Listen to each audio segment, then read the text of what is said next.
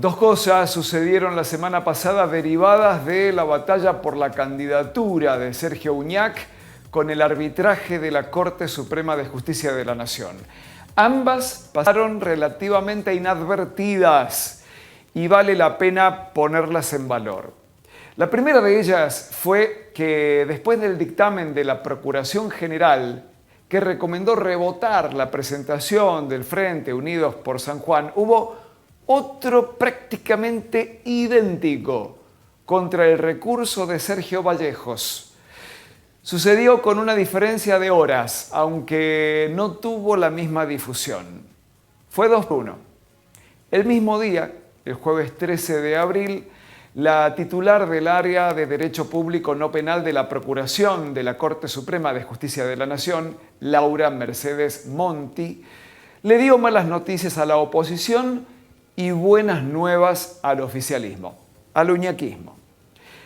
La segunda cuestión relevante, pero no suficientemente analizada, fue la razón por la cual el uñaquismo salió a festejar tan ruidosamente un dictamen que no anticipa en absoluto la actitud que asumirá la Corte Suprema.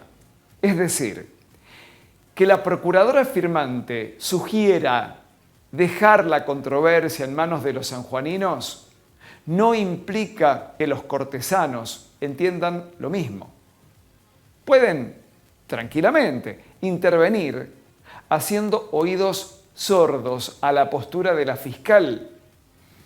Lo dijo con valiosa claridad el asesor letrado de gobierno y candidato a intendente de la ciudad de San Juan, Carlos Lorenzo, el viernes pasado, aquí en Banda Ancha. Cito palabras suyas: esto no es nada, ni para un lado, ni para el otro. Sus palabras, esto no es nada. Lorenzo repasó lo que resulta obvio para los abogados, aunque no para el resto de nosotros. Lo ocurrido constituye una etapa del proceso judicial. El dictamen es necesario y obligatorio, pero no es vinculante. Ahora hay que esperar lo que resuelva la Corte Suprema y ahí hay final abierto. La oposición encontró un subtexto alentador en el dictamen negativo. A pesar de opinar que la Corte Suprema no es competente en esta controversia, la procuradora Monti consideró que el caso de San Juan es análogo al de otras causas donde el máximo tribunal sí intervino. Por ejemplo, Santiago del Estero, La Rioja y Río Negro. Para Unidos por San Juan, el espacio que lidera Marcelo Orrego, esto fue un guiño. Esto no termina aquí.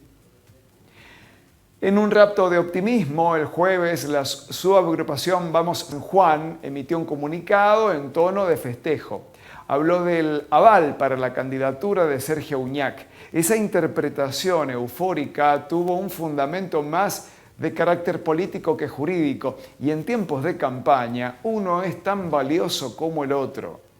En Paula y Libertad, los más optimistas consideran que el dictamen pudo ser la última notificación procedente de Buenos Aires referida a la candidatura del gobernador. En el espectro de lo posible, la Corte Suprema podría no expedirse sobre la cuestión. Por lo tanto, aquel documento de la Procuración del jueves pasado podría ser el hito tan esperado que le diera la razón a Uñac y pusiera final al pataleo opositor. Pero, si hay una mirada optimista, también está la mirada pesimista. Una es la contracara de la otra. La hipótesis no deseada en Casa de Gobierno es, lógicamente, que la Corte Suprema admita su competencia en la controversia sanjuanina. En tal caso, habrá festejo opositor y será lo suficientemente ruidoso en contexto de campaña, aunque la cuestión de fondo esté lejos de resolverse, no importa. El fondo de la interpretación es que dirá el máximo tribunal sobre el artículo 175 de la Constitución Provincial, de nuestra Constitución. Ese fue el texto enmendado en 2011, cuando José Luis Gioja promovió la reforma para habilitar su segunda reelección. En esa nueva redacción se suprimió la prohibición expresa de la Convención de 1986 acerca de la sucesión recíproca, es decir, estaba prohibido que el gobernador y el vice se alternaran in aeternum a través de reelecciones intercaladas para burlar el impedimento de los 2 mandatos consecutivos hasta ese momento.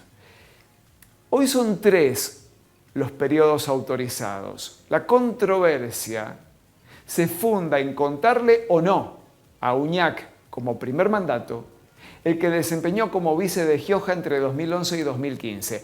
La oposición y el propio giojismo reclaman que aquel fue el punto de partida porque la fórmula es indivisible. Por lo tanto, en 2023, Uñac cumpliría sus 3 periodos y punto.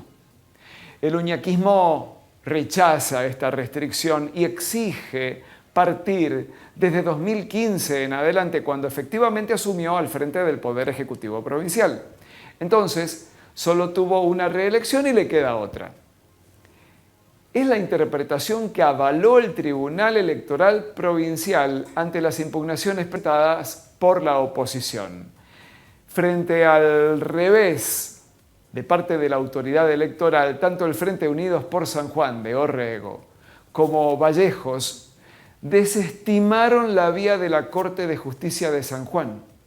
Fueron directamente a Buenos Aires a golpearle la puerta a Horacio Rosati, Carlos Rosenkrantz, Juan Carlos Maqueda y Ricardo Lorenzetti. Te los presento, por si no los tenés bien de cara. En el búnker jurídico del uñaquismo barajan la posibilidad de que la oposición se haya equivocado con esta estrategia. Haber obviado al máximo tribunal de San Juan para saltar a la Corte Suprema podría costarles una demora adicional si la Corte Suprema les ordena pasar primero por la Corte de la provincia.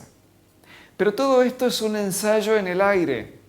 Es inminente que los cortesanos admitan o rechacen entender en la candidatura de Uñac. Si se declaran incompetentes, será el fin de la historia. Todo el mundo a votar el 14 de mayo, sin dilación, sin excluidos. A propósito, este lunes oficializaron las boletas y comienza el proceso de impresión.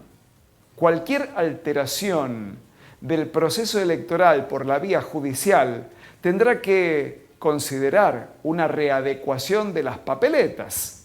El tiempo avanzará vertiginosamente en los últimos 27 días corridos que restan para ir a votar. Si la Corte Suprema se declara competente, la cuestión apenas habrá comenzado. En un plazo acotadísimo tendrá que fallar a favor o en contra de Uñac, a favor o en contra de la oposición. Desde la línea de largada, Uñac siempre se enfrentó a este escenario. Volvió a decirlo en rueda de prensa. Está dispuesto a jugar hasta el final. Jaque mate.